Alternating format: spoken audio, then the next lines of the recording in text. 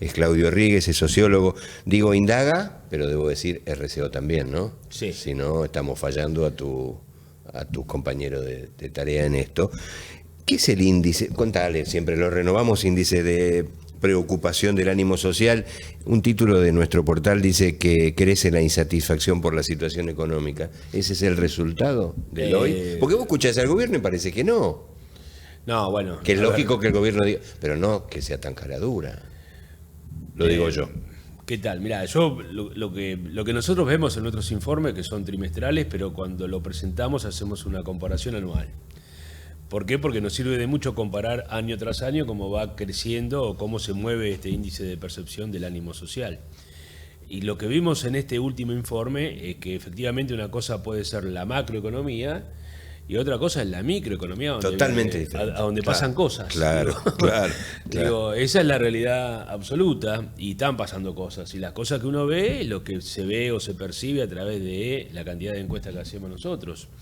Cuando uno compara determinadas cuestiones, como el tema de la desocupación, como el tema de la percepción que no se llega a fin de mes o la angustia por llegar a fin de mes, o el tema del nivel de deuda que tienen las familias, realmente es muy, digamos, preocupante. Y eso es un poco lo que estamos viendo en este último informe. Digo, ya los números empiezan a ser números que tienen una incidencia importante en lo que puede ser un escenario político. Digo, uno compara junio del 25 con junio del 24 respecto de la percepción de la culpabilidad de las consecuencias que están sufriendo las familias por la política económica, y hace un año atrás no había tanta responsabilidad del gobierno de Milei. En esta última encuesta, la de junio 25, hay un crecimiento de 20 puntos en un año respecto de sí adjudicar la responsabilidad a las políticas económicas del presidente Milei.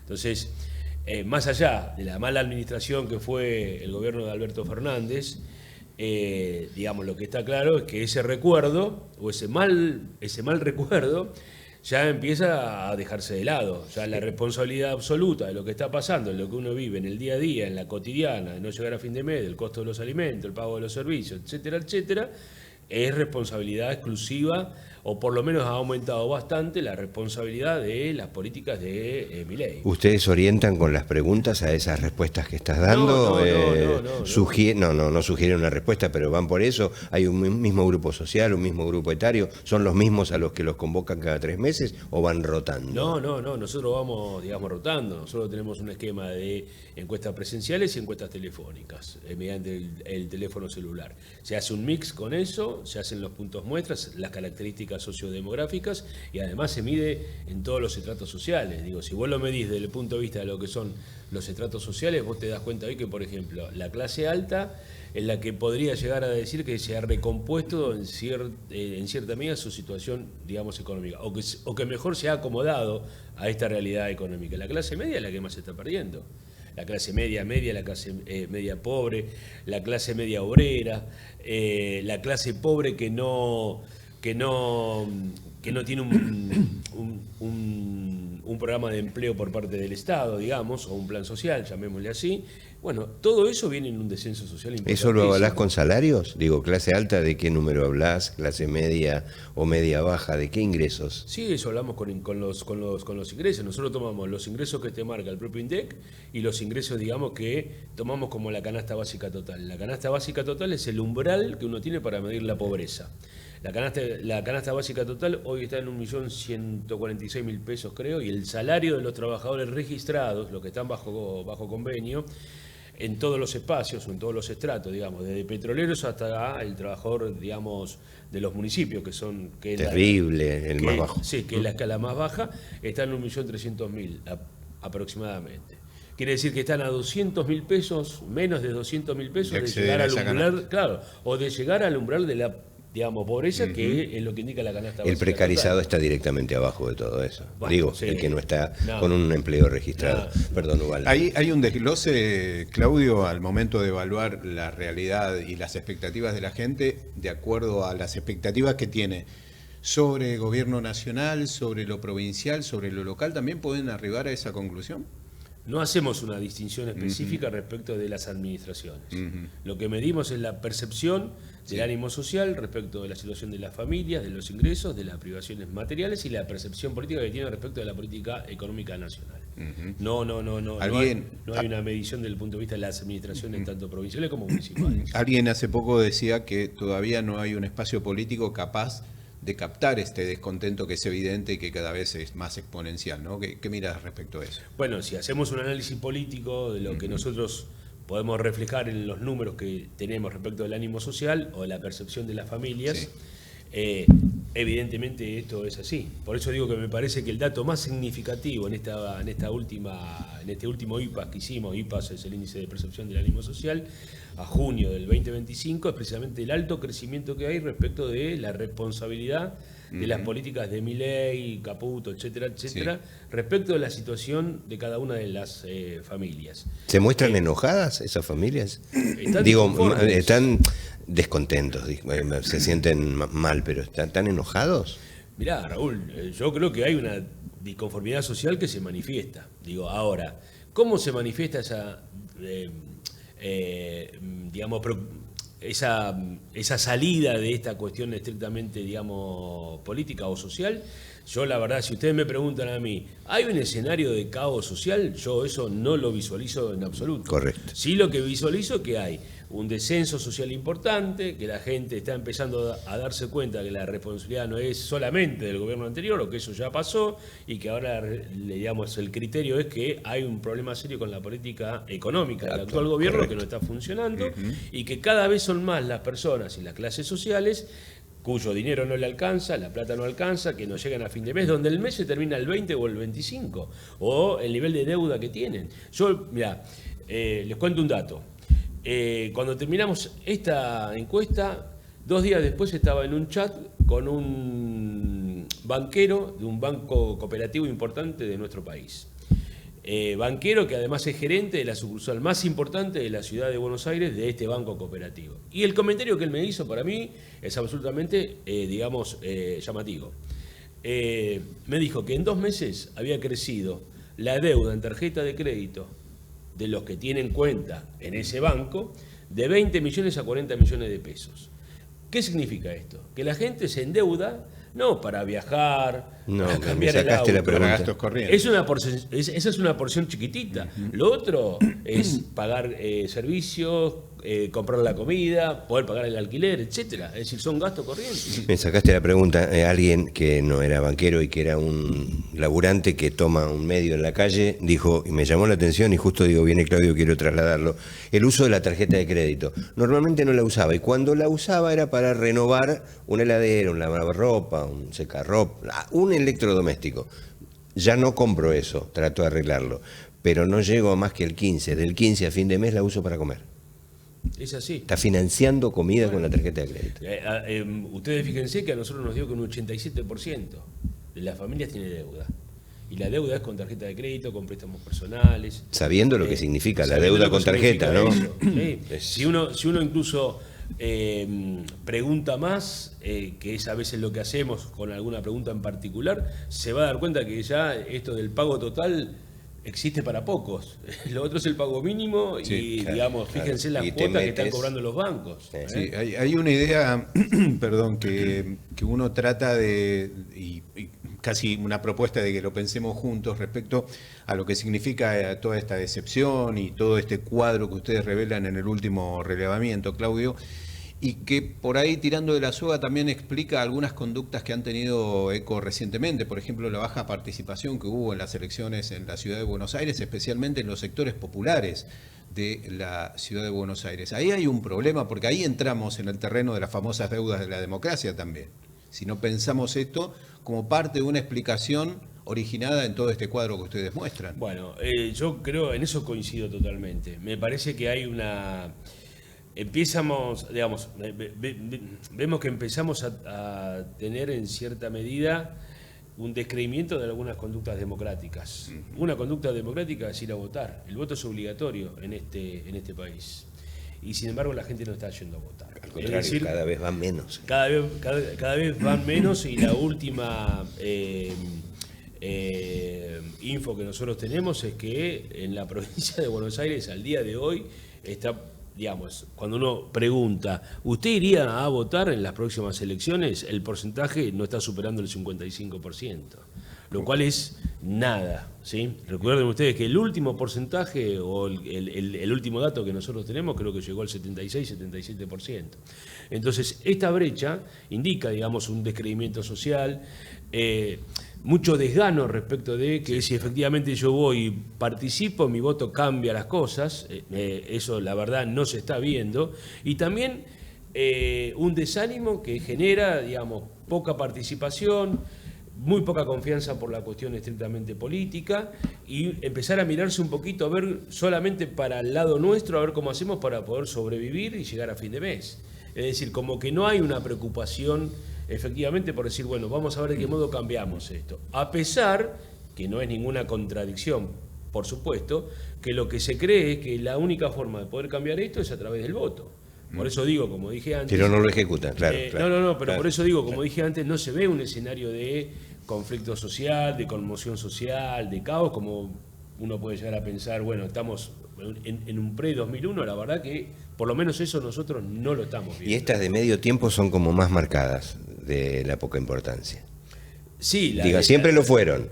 Las de medio tiempo, ¿no? Sí, la de medio término. De medio término. Entonces decís, bueno, y ahora se agudizó. Sí, yo creo que, digamos, hay un problema serio, que es que en las elecciones de medio término, y sobre todo con esta complejidad social y estos problemas económicos que tienen todas las familias, no hay mucha participación. No entra en la agenda, ¿no? No entra en la agenda, digamos, de las familias ir a votar pensando que con esto pueden llegar a cambiar algo. Claudio. Sí, quizás en la elección del 2027, donde se decide la figura presidencial, es probable que ahí aumente. También creo, creo que va a ir en aumento el descontento social, porque en las políticas económicas hasta ahora no se ve que tenga un resultado positivo. No hay política productiva, no hay política de empleo, las variables económicas dan todas mal, hay un ajuste fiscal, hay, no hay políticas productivas, hay recesión. La verdad que por ahora no se avisora un futuro que pudiera llegar a cambiar estas variables que están afectando a todas las familias. Recién en el inicio, en realidad, comparabas los resultados de este sondeo en relación al mismo periodo del año pasado. Si tomás el anterior de este 2025, sin hacer una interpretación política, hablo de dato duro, ¿qué es lo que más te preocupa, lo que más te inquieta de este dato en relación al último? Mirá, lo que más me inquieta a mí es la angustia que hoy están viviendo las familias para poder llegar a fin de mes. Lo que hablábamos antes, del tema de las deudas y demás. Sí, todo ese combo hace que efectivamente, digamos, el ánimo no sea un ánimo positivo, sino que sea un ánimo totalmente, totalmente negativo. Eso lleva a determinadas condiciones sociales que tienen que ver con la angustia, con la depresión, incluso yo te diría, con la violencia doméstica. Digo, hay familias donde uno, cuando pregunta un poquito más allá, la están pasando mal. Por toda la tensión generada. Por toda la tensión social que eso va generando. La pregunta es, esa tensión social que hoy se vive en las familias, que está contenida, porque hay todavía ciertos anticuerpos que están funcionando dentro de los núcleos familiares, ¿qué va a pasar cuando eso ya no pueda ser contenido dentro del ámbito familiar y estalle socialmente? ¿Estallará socialmente? Digo, es una pregunta que hay que hacerse. Digo, si no estalla socialmente, va a haber un reflejo o una conducta desde el punto de vista del voto. Ahora, para que haya un cambio en esto, la participación tiene que ser mucho más amplia que lo que nosotros vemos hoy. Necesariamente. Entonces, quizás no sea en esta de septiembre-octubre, y quizás sea en la del 2027 si no cambia la cuestión económica. Necesariamente emparentan estallido con violencia. Y por eso no se quiere ni hablar ni tocar, ¿no? Como diciendo, no, bueno, no. Bueno, lo que pasa es que el reflejo nuestro, de nuestro país, es el recuerdo del 2001. Sí, Hubo estallido, violencia y muertos. Y justamente te quería preguntar de eso, desde tu condición de sociólogo, ¿cómo evaluás esto que por ahí recién trazabas un panorama de lo intrafamiliar, ¿no? Lo que ocurre puertas adentro en una vivienda, en una familia? ¿Cómo pensás que socialmente está impactando todo este cuadro que revelan los últimos estudios que realizaron? Mirá, lo que nosotros vemos es que hay un sector, que es el sector medio, de la clase media, que está sufriendo una descomposición muy pronunciada. Hay un apotegma en sociología que lo decimos siempre: la clase media sueña para arriba y teme para abajo. Y lo que hoy nosotros vemos es, sobre todo a partir de estos datos que nosotros tenemos... Espera que me hago el fantino. Sueña hacia arriba y teme para abajo. Y tiene miedo hacia abajo. Claro. Y el tema central hoy es que hay una porción importante de la clase media que ya está en ese temor. Que ya está, digamos, temiendo que, digamos, poco a poco van en un descenso social, no quiere seguir descendiendo socialmente, intenta no hacerlo, pero lo que está pasando en la práctica es que esto se está dando. En el caso de las clases más humildes, y esto hay que decirlo, hay cierta contención por parte del propio gobierno. La AUH aumentó 5 veces. Sí, claro. Desde que está Milei. Es decir, ahí hay una intencionalidad política de sostener, ¿sí? De evitar ese cuadro que por ahora no aparece en el horizonte. Exactamente. Y por el lado de las clases altas, que es una porción pequeñísima, son, digamos, los que mejor están. Digo, porque ellos es volver a los años 90. Es el revival de los años 90. Nos pasa a nosotros como periodistas que somos, en mi caso, habitué de leer a colegas y de mirar a colegas, también escuchar a otros.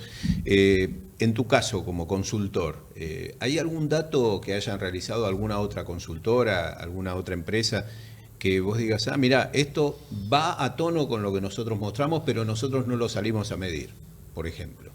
Sí, bueno, hay varias encuestas que, digamos, hacen este tipo de, digamos, mediciones. Sí. Hay una, por ejemplo, que es la de Muguier, que mide, digamos, el tema del consumo. Y si cuando uno mide, digamos, si hoy se está consumiendo más o menos, nosotros vemos, y te lo dice la propia consultora, que el consumo viene en un descenso abrupto. Digamos, ¿pero por qué? Porque no hay un mercado interno que esté activo. Es decir, por lo tanto la gente consume menos. ¿Por qué? Porque el salario real hoy no tiene un poder, digamos, de compensación como podía tenerlo antes. Es decir, el poder adquisitivo cada vez se pierde más. Uno podría decir, bueno, pero no hay una alta inflación. Es verdad, a un costo social importante, pero eso no implica necesariamente, ni es una condición para entender que entonces el poder, el salario a vos te rinde. Lo que uno ve en la práctica es que el salario no rinde. Y esto lo podemos ver no hablando solamente entre nosotros, con nuestros vecinos, familiares. En la percepción. En la percepción, uno recorriendo las áreas comerciales de cualquier lugar va a ver que está todo paralizado. Totalmente, como dije antes. Una cosa es la macro y otra cosa muy distinta es la micro, donde pasan cosas. Y lo que está pasando es esto. Es decir, hay una debacle social importante, la gente no llega a fin de mes y lamentablemente vemos que hay un pronunciamiento silencioso que en algún momento se tiene que salir a la superficie. ¿Cómo sale a esa superficie? Es lo que tenemos que empezar a analizar. Una última. Gracias por alegrarnos el día. No, por favor, por favor. No, yo pensaba, ¿por qué venís tan poco si nos da tanto placer, o me da tanto placer, lo involucro a Osvaldo, entendiendo que le pasa lo mismo, verte, que vengas y que le haces muy bien al programa? ¿Tan mal pagamos? No, lo que pasa es que yo soy un tipo muy activo y tengo muchísimo trabajo. Claro. De vez en cuando me tomo un tiempito para venir a este excelente programa. Nunca más por Zoom. No. Y a lo que se viene.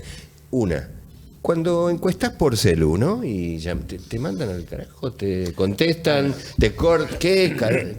¿Cómo es? Porque si esa gente está agobiada y a ver, ¿qué hago hoy de cena que no llego? Y digo, no. ¿Cómo te responden? No, bueno. Somos una encuestadora de verdad. Claro. No me pasan esas cosas. Es decir, cosas. esas cosas pasan. Obviamente, por eso cada uno de los informes que hacemos nosotros, como cualquier, digamos, colega, hay un esfuerzo detrás bastante importante, digo, porque uno tiene que ir, digamos, quitando aquellos que son preguntas que nosotros le llamamos residuales. Es decir, que uno se da cuenta perfectamente que no estamos hablando con nadie o con alguien que te está diciendo algo que efectivamente no es así. Y además lo otro que vos tenés es, nosotros hacemos una caracterización sociodemográfica. Vamos a buscar a tal persona de tal edad con cierto empleo, con ingresos, con ciertos estudios, etcétera, etcétera. ¿Se entiende? Digo, tenemos que buscarlo. Una vez que lo encontramos, bueno, buscamos ese dato y después comprobamos que efectivamente ese dato sea real. Por eso hacemos un mix, una encuesta presencial y una encuesta telefónica. Les voy a contar algo. Nosotros ahora estamos empezando a hacer una encuesta sobre un grupo etario, sobre una franja etaria, mejor dicho. que son entre los 16 y los 39 años. Y nos interesa muchísimo trabajar sobre esos grupos, pero no vamos a hacer un informe del ánimo social. Vamos a trabajar con ese grupo, que es lo que consideran de la clase política o de la dirigencia política, si le dan algún sentido a la cuestión democrática o no, qué opinan del Estado, si el Estado tiene que tener alguna participación en la economía o no, si se tiene que hacer cargo de la salud, educación, etcétera, o solamente de la seguridad y justicia. Si les importa. Si les importa. Y si en estos 40 años del sistema democrático ellos han visto que la democracia les ha dado algo o no. Yo creo que hay que trabajar mucho ahí. ¿Y por qué de 16 a 39? Porque precisamente la franja etaria o de edad que vivió en democracia. No conoce lo que pasó en el pasado. Ni el proceso militar, ni nada de eso. Entonces, me parece que hay que trabajar mucho ahí. Que además es el núcleo duro, ¿sí?, cuando uno lo confronta, de lo que pueden ser, digamos, las nuevas derechas. En este caso, si lo quieren acá, en nuestro país, ejemplificado con el presidente Milei, ¿no?